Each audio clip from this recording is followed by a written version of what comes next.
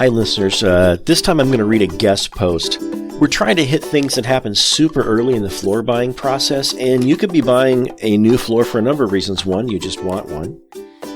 Two, maybe you're thinking about how to spend this year's tax return check or next year's tax return check. Or three, maybe something screwy happened and you're dealing with an insurance claim. And that's why we're going to read this one, because that would be super early in the process if you're dealing with an insurance claim. We just happened to work with someone who had some experience in the past, and we asked her to, and she wrote an article of really great tips for us, and we wanted to pass these on to you. So here we go. Top 6 things to keep in mind with insurance claims for replacing damaged floors. A colleague of ours, Rachel Painter, mentioned that she used to be the assistant to an insurance claims adjuster. Now, those are the people who investigate insurance claims on behalf of the insurance companies to determine the extent of their liability, how much they have to pay you. We asked if, based on her unique experience, she would share any advice with our readers, and to our delight, she obliged. Here's what she thinks is most important for homeowners who need to replace a damaged floor. Whether due to accidents or natural disasters, replacing damaged flooring can be a costly endeavor. When faced with this situation, you may be eligible for a reimbursement on your flooring replacement expenses if you have homeowners insurance. By properly filling out a claim and obtaining a refund, you could really offset the financial burden associated with many flooring repairs. Following these 6 tips will help you work toward as smooth and successful an insurance claim process as possible, allowing you to minimize your out-of-pocket expenses while you restore the beauty and functionality of your home. 1. Document the damage. Before cleaning, removing, or replacing any damaged flooring, take detailed photographs and videos that clearly depict the extent of the damage. If you're not sure you've got it covered, take more. Shoot from different angles. Get close. Get far. Move your lighting around. Less is not more here. This is crucial evidence which will support your claim and help ensure a fair assessment by the insurance company. 2. Keep your documents. As you go through this process, keep all records of any related expenses, such as professional assessments or temporary repairs, which may also be reimbursable. It is also important to keep records of all communication with your insurer to provide any required documentation promptly. When filing an insurance claim, documentation will be the key. 3. Understand what your policy covers. Prior to filing a claim, it is important to ensure that your policy covers the kind of damage that has occurred. Read it carefully to assess the exact coverage, whether your floor damage is eligible for a claim, and any limits or exclusions that may apply regarding repairs or replacements. Some homeowners get independent legal advice to understand their rights and responsibilities because it is so crucial to be familiar with the terms and conditions related to the property damage, repair coverage, and claim limits. Review your homeowner's insurance policy thoroughly before filing the insurance claim for your floor replacement. 4. Be aware of depreciation and deductibles. Depreciation refers to the decrease in the value of your home and its components over time, and insurance companies may factor it into their reimbursement calculations. The return on an older floor for an older home may be less than what you'd get for a newer floor in a newer home. Your policy may also have a deductible. This is the amount you must pay before your insurance coverage begins. Understand how depreciation and deductibles may impact your claim settlement and prepare accordingly. 5. Notify your insurance company. Promptly report the flooring damage to your insurance company by contacting the claims department. Provide them with a detailed description of the incident, include the date, time, and cause of the damage.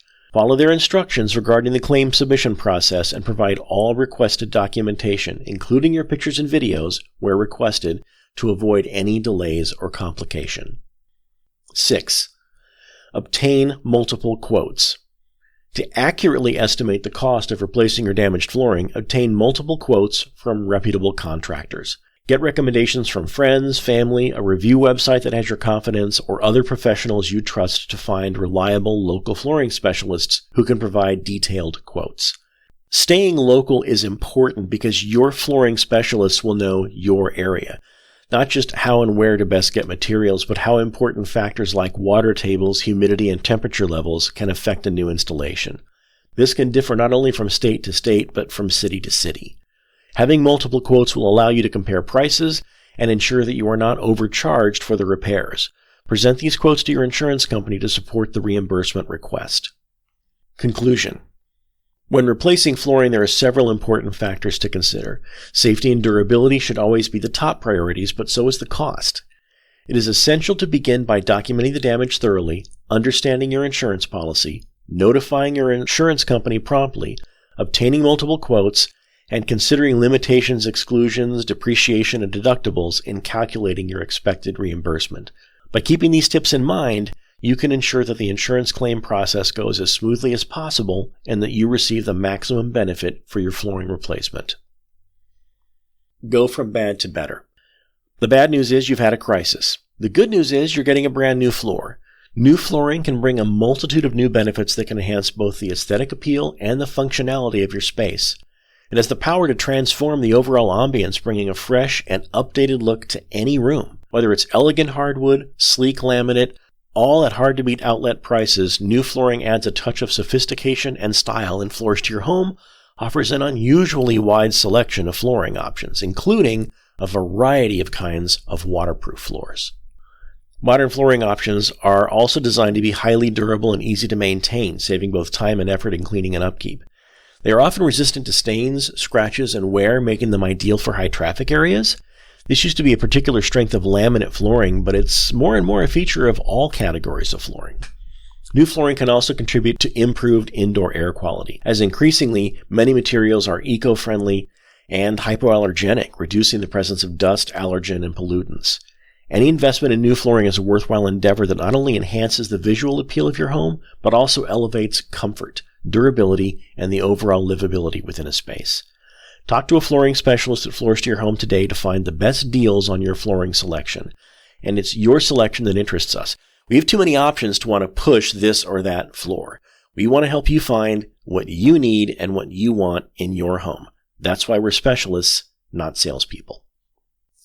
And listeners, as you noted, she's a colleague who works with us on our marketing, so she ended her piece with some nice marketing text, which I don't mind reading, but to be honest, that's not why we're here. We're here to help you understand how to buy a floor. But we might be part of the process, so it's just as well to explain what it is that we do. And our next episode should be another regular episode, a longer discussion. We're going to talk about what kind of floor can you even have in your room, and that we're basically going to go room through room and talk about which floors are best and which floors are worst for different types of rooms in a lot more detail than I've done so far, even in the previous article reads. So hopefully those will be helpful. And then the mini episodes after will be a piece on each room, getting into even more detail, unless we've already covered it in the show. All right, catch you later. This podcast is executive produced by Floors to Your Home, or Dan Kahn, some combination thereof, and it is conceived, produced, edited, audio cleaned, all of that by W. David Lichty, and that's me. Music from each episode comes from the website freepd.com, where you can find music for your own podcasts, and for the most part, we generally wind up using music by Kevin MacLeod, who's been making free usable music for more than a decade, and it's generally really great stuff. And listen, if you've got a question we haven't answered on this podcast yet, and you don't want to wait or, look us up on our written resource center, give us a call. We want to be your floor answering people. So, we're not salespeople. We're customer service at Floors to Your Home. Call us at 1-800-804-5251 with any questions.